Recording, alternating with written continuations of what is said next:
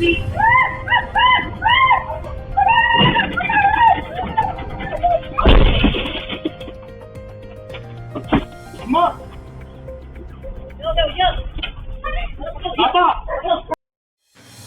प्रदेशातील फर्रुखाबाद म्हणून एक अत्यंत हृदयद्रावक अशी घटना समोर आली आहे। एक वृद्ध महिलेचा गाडी खाली चिरडून मृत्यू झाला आहे। ही संपूर्ण घटना घरात लावलेल्या CCTV कॅमेऱ्यात कैद झाली आहे।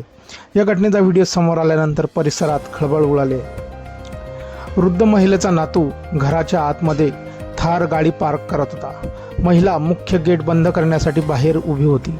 याच दरम्यान अचानक गाडी बॅक गिअरमध्ये आली आणि वेगाने मागे सरकू लागली। गाडी आपल्या दिशेने येताना पाहून महिला घाबरली आणि जोरात ओरडू लागली। महिलेने गाडी थांबवण्याचा प्रयत्नही केला, पण गाडीचा वेग वाढतच गेला। बघता बघता ती गाडी सोबत मागे खेचली गेली आणि काही सेकंदातच गाडी भिंतीवर जाऊन धडकली। या धडकेत महिला गाडी आणि भिंतीच्या मध्ये वाईटरित्या चिरडली गेली। महिलेचा आरडाओरडाचा आवाज ऐकून कुटुंबियांनी घटनास्थळी धाव घेतली आणि तिला वाचवण्याचा प्रयत्न केला, पण तोपर्यंत खूप उशीर झाला होता। गंभीर जखमी झालेल्या महिलेचा जागीच मृत्यू झाला। या घटनेनंतर कुटुंबावर दुःखाचा डोंगर कोसळला आहे। घटनेची माहिती मिळताच पोलिसांनी घटनास्थळी धाव घेऊन तपास सुरू केला आहे।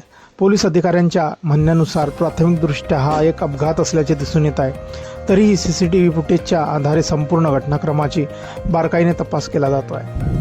मित्रांनो, आपण बघू शकता कशा प्रकारे व्हिडिओमध्ये बघू शकता की थार गाडी पार्क करण्याच्या वेळेस हा अपघात झालेला आहे। स्वतःची आजी गाडीच्या मागे उभी होती। तिने गेट ओपन केलं होतं आणि ती गाडीच्या मागे उभी होती।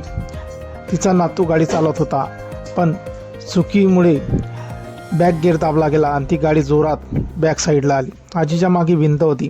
तिने आरडाओरड करण्याचा प्रयत्न केला, पण गाडीचा वेग प्रचंड होता। त्यातच ती भिंतीमध्ये आणि गाडीच्या मध्ये दाबली गेल्याने आजीचा चिरडून हृदयद्रावक असा मृत्यू झालेला आहे।